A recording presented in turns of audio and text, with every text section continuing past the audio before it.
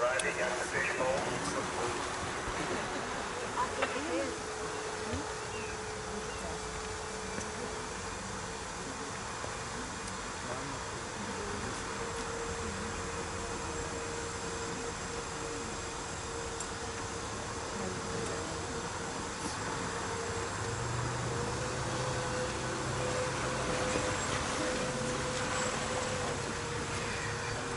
Once again, good morning, folks. For those of you who just joined us, a couple reminders: please stay seated while the boat is moving.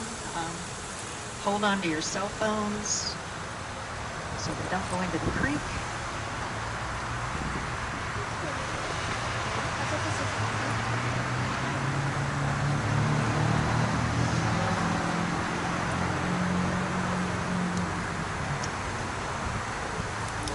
Take a look ahead. You see that black bird sitting on the yellow wall. That is an anhinga, also known as a snake bird. He is drying his feathers.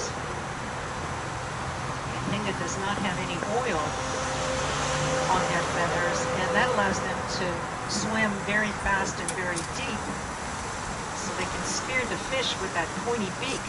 But he gets waterlogged. He has to dry his wings, dry those feathers before he can fly.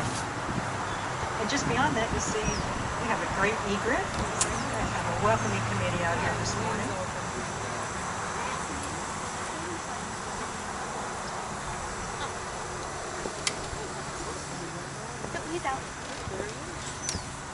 Thank you. I'm in the sun. Oh, hey, that's a bird someday in the wall. And we got those trees.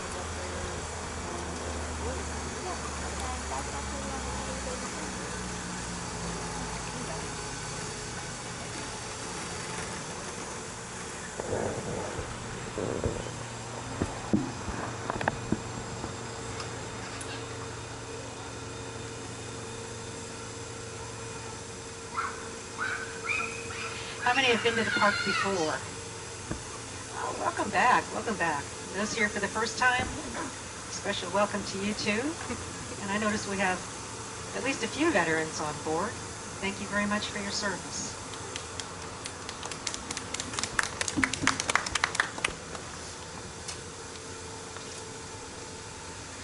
So as we turn that corner and get away from the traffic noise, just invite you to sit back and relax and enjoy some of the beauty of old Florida back here on Pepper Creek.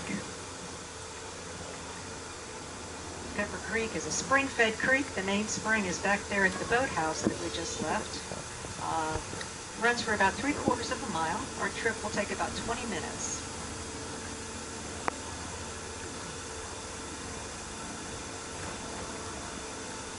We look up ahead to the front left, you'll see a single palm tree up there. That is a sable palm, also known as a cabbage palm. It is the state tree of Florida. Are there alligators back here? Oh, there are. The center bud of that palm tree is edible. It's called hearts of palm.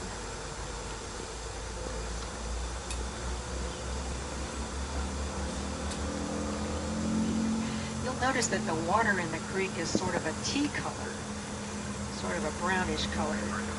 It is that is a result of the tannic acid that's produced by the vegetation and the trees alongside of the creek. There's vegetation that's decaying in the bottom of the creek, and that turns the water that brown color. The water stays about 72 degrees because it is spring-fed.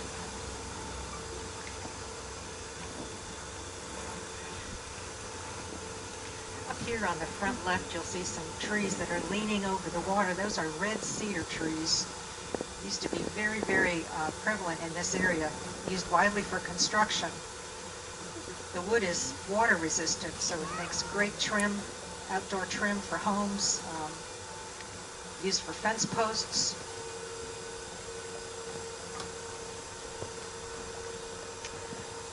And the water is, or the wood is also very, very aromatic. You might have a cedar chest made out of red cedar, or a hope chest.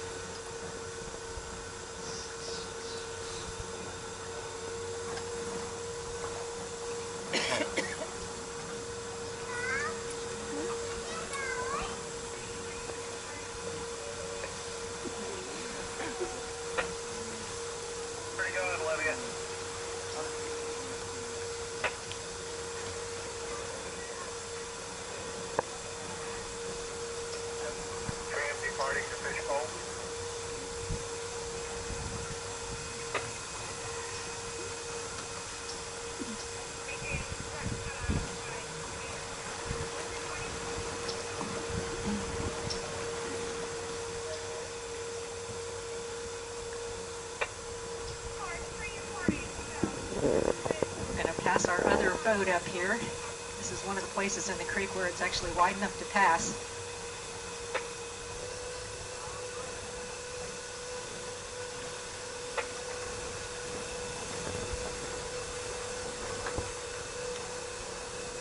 Notice on the right-hand side, you'll see some low-growing palm trees. This is saw palmetto, sometimes referred to as scrub palm. That whole area was burned for a prescribed burn about 11 months ago. You might see a little bit of charring left on the trees, but it grew back just very quickly. The prescribed burns are done from time to time to help control the wildfires from lightning strikes. Also introduces a new habitat.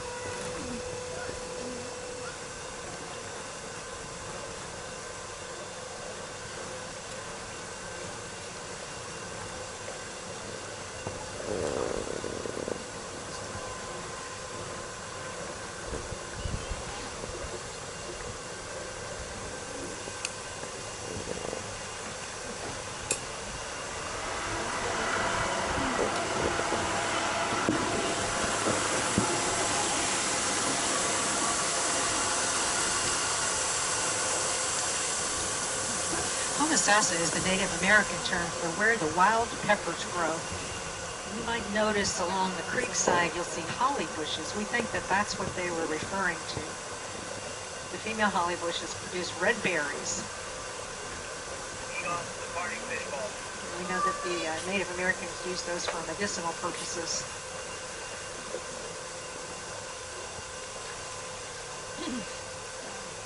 This area was a bed of life for the Native Americans, and still to this day, the wildlife that is in this park and the Nature Coast in general is pretty astounding. There's 5 different types of fish in the creek. There's catfish, bluegill, brim, gar, bass. We have 5 different types of turtles. There's alligators. There's a couple 10-footers in here. We've been seeing a baby more recently, about 24 inches. Lots of turtles, snakes, of course.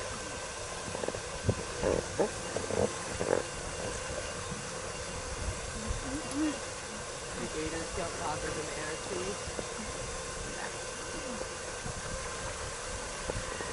On land, there's so many different types. There's fox, Florida black bear, bobcat, deer, raccoons, rabbits.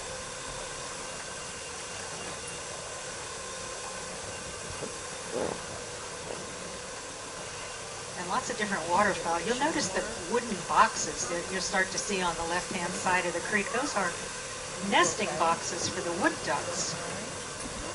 The wood ducks are migratory. And the nice thing about coming this time of year is that you do get to see a lot of the migratory animals coming back. We've got several pairs on the creek right now. We'll probably see them a little bit up ahead. Got some turtles up here on this log on the front left. But the wood ducks are very, very easy to distinguish. The male has beautiful markings, very bright markings, very distinctive pattern. And then the female has a white patch around her eye. And generally, if you see the female, you'll see the male. They always seem to be together. Right now, they're pairing up. They've come back from South America. The female will go into the boxes. The females will go into the boxes, and they'll start laying their eggs around the end of January while the weather is still cool. And they generally lay about 2 eggs a day until there's about 14 eggs in there. But she won't incubate them. She won't sit on them until all the eggs have been laid. And once they have, then she'll sit on them and start to heat them up, start to incubate them, so that they all hatch very close to the same time, sometimes within hours of each other, but usually always on the same day. She'll incubate them, sit on them for about 28 days or so. Once they're hatched, she goes into the creek and beckons them to come out. And one by one, they come out. There's a little net in there that they can climb out of the box on, and they hop into the water. They look like little fuzzy ping pong balls, and then at that point they live the rest of their life in the water until the females are old enough to lay eggs, and then that cycle starts all over again. On the right, you see that concrete foundation. That's one of 4 that was poured for a water tower that was going to support a lodge that was a hunting lodge, sort of a luxury hunting lodge that was going to be built here in the early 1920s. But there's some of those red berries on the left, and I think I see There's 2 turtles. a couple turtles on the right. But the Great Depression waylaid the plans for that resort. It never got built. That's all that's left of that idea. So the park is home to a pair of osprey. And osprey mate for life. They come back to the same nest every year. And the pair that we will hopefully see today have been coming back to this nest for 20 years. They migrate to South America, and they come back usually the first couple weeks of January, and sure enough, they are back. They have just arrived. We saw them on my first run this morning. I saw both the male and the female, and let's see if we have a chance to see them. If you take a look, we are coming up to a clearing on the left, and I'm going to slow down. But as the clearing comes into view, follow your eye to the tallest pine tree that you see, and then look down. There's a fork in the pine tree. You will see a nest there, a giant nest made out of sticks. It's got Spanish moss on it, and that is the osprey nest. Let's see if we get a chance to see the pair of osprey that have just come back from South America. So follow your eye to the tall pine tree. I see it. I see it. And there's the nest. You see? Oh, you can see there's a white head sticking out. I don't know if that's the male or the female, but you get a glimpse of them anyway. Osprey have a white head and a white chest. They're big birds. They have a 6-foot wingspan. They're up to a 6-foot wingspan. They are raptors. Yeah, got a glimpse over there.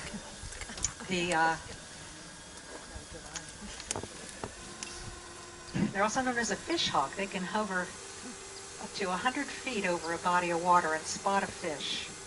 And then they'll dive down head first. At the last minute, they'll extend the talons and snatch the fish out of the water.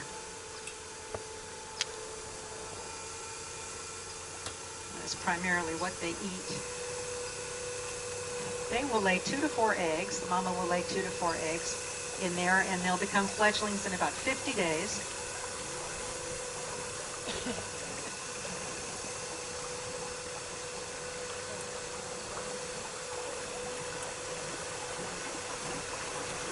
So you're headed to the wildlife park. This park has been operated as a wildlife park since the 1940s under a variety of different owners. Up until 1989, when the Park Service bought this park, it was operated as an exotic animal wildlife park. There's some wood ducks on the left, nestled back there along the creek bank.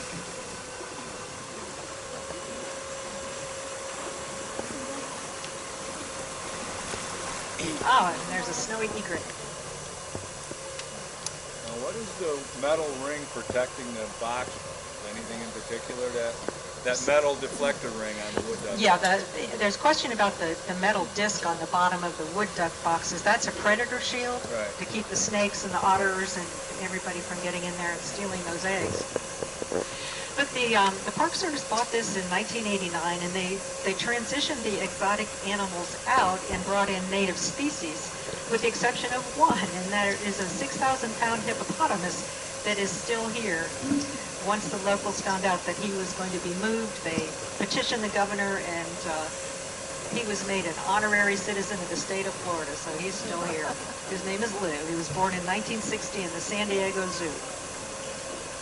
There's some more wood ducks nestled back in there.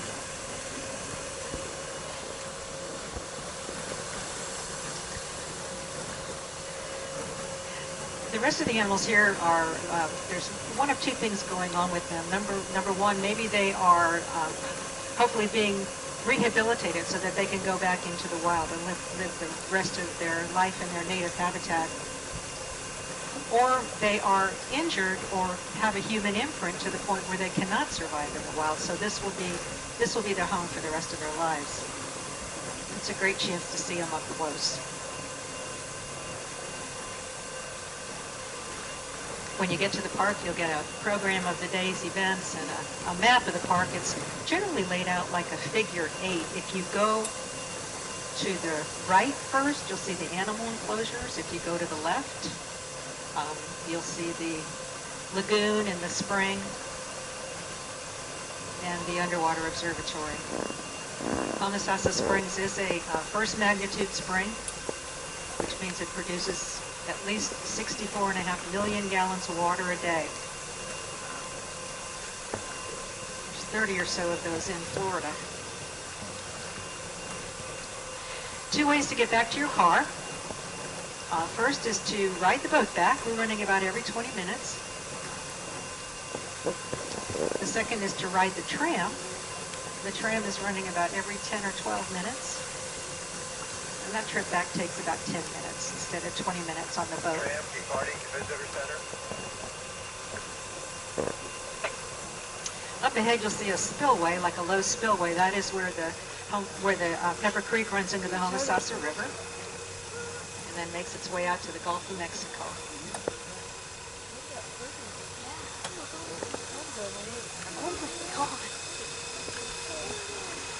After you leave the boat, you'll follow a sidewalk that will take you to a road crossing. Please press the button at that road crossing, at the pedestrian crosswalk. That will give the oncoming traffic a red light, and then you can get across the road safely. Departing visitor center.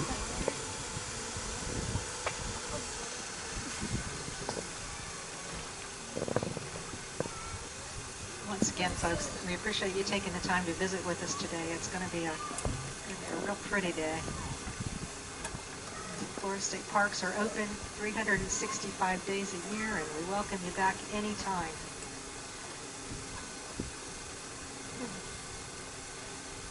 As we go into this dock, again, please keep arms and legs on the inside. Might be a little bit of a bump.